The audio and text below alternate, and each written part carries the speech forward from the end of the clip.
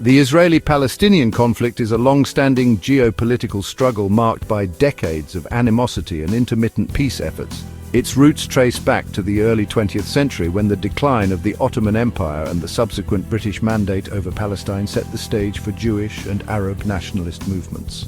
The establishment of the State of Israel in 1948, followed by the Arab-Israeli War, carved a landscape of division and displacement. Notably, the Palestinian Nakba, or catastrophe, which saw hundreds of thousands of Palestinians displaced. The Six-Day War of 1967 was another pivotal moment, as Israel's victory and subsequent occupation of the West Bank, Gaza Strip and East Jerusalem intensified territorial disputes.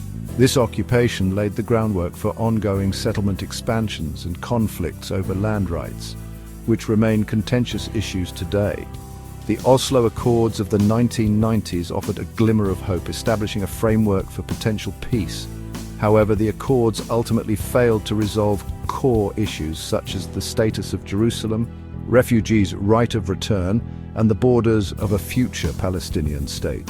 The early 21st century witnessed further escalations, including the Second Intifada, a prolonged period of violence resulting in substantial casualties on both sides. Despite numerous attempts to broker peace, including initiatives led by the United States and other international actors, the conflict remained unresolved. The situation has been exacerbated by internal divisions within Palestinian territories, notably between Hamas in Gaza and the Palestinian Authority in the West Bank, undermining unified leadership and coherent negotiation strategies. The recent escalation in the Israeli-Palestinian conflict can be traced back to October 2023, when tensions erupted following a surprise attack by Hamas on southern Israel. This attack, characterized by significant casualties and the hostage-taking of Israeli civilians and soldiers, shattered a tenuous calm and prompted a swift and forceful Israeli military response. The subsequent cycle of retaliatory violence saw intensified airstrikes on Gaza and raids in the West Bank. The ceasefire agreement reached in mid-January 2025 initially provided a pause in hostilities, resulting in the exchange of prisoners and hostages. However, this fragile truce broke down after only 3 days, leading to renewed violence. Israel's ground operation in central and southern Gaza in March 2025, particularly in Rafah's Shabura area, marked a significant escalation. Israeli Prime Minister Netanyahu declared these actions were only the beginning, underscoring the determination to dismantle Hamas's military capabilities and secure the release of hostages. Hamas condemned the Israeli operations as violations of ceasefire agreements, refusing demands to release hostages without honoring previous terms. Additionally, the involvement of Yemen's Houthi rebels, who launched missiles towards Israel, further complicated the regional dynamics, illustrating the broader geopolitical implications of the conflict. This period has seen one of the deadliest single-day tolls in recent history, with hundreds killed in airstrikes, highlighting the profound human cost of the ongoing violence. The humanitarian impact of the recent escalation has been devastating, particularly for civilians in Gaza, who face severe shortages of essential supplies such as food, water, and medical care.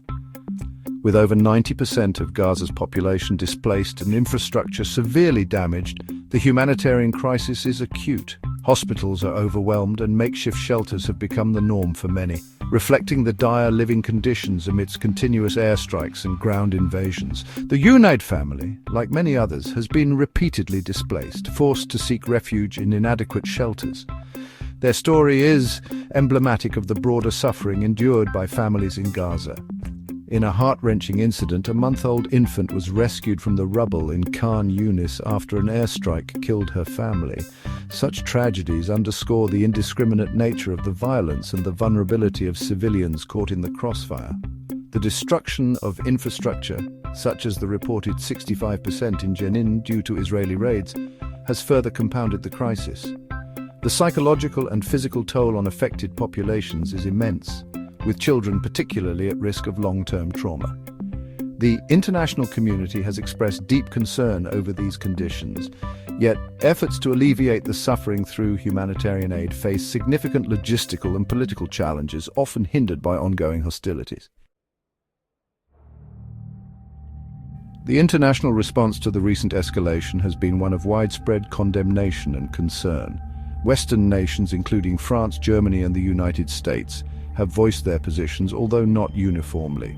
The US has predominantly supported Israel's right to defend itself, while other countries have called for restraint and renewed peace efforts. Jordan's King Abdullah has been vocal in advocating for a return to ceasefires and the resumption of humanitarian aid. Efforts to broker peace, however, have repeatedly faltered, with ceasefire agreements proving unsustainable. Regional actors such as Qatar and Egypt have attempted to mediate, albeit with limited success. The complexity of the conflict, compounded by internal political dynamics in Israel and Palestine, presents formidable obstacles to lasting peace. Protests and public opinion also play a significant role, as evidenced by demonstrations in places like Dearborn, Michigan. The path to peace remains uncertain, with entrenched positions on both sides and a history of failed negotiations. The international community continues to strive for a resolution, recognizing that only a comprehensive and just settlement can end the cycle of violence. However, as the situation stands, the prospects for a peaceful resolution appear distant, and the daily reality for those affected by the conflict is one of enduring hardship and uncertainty.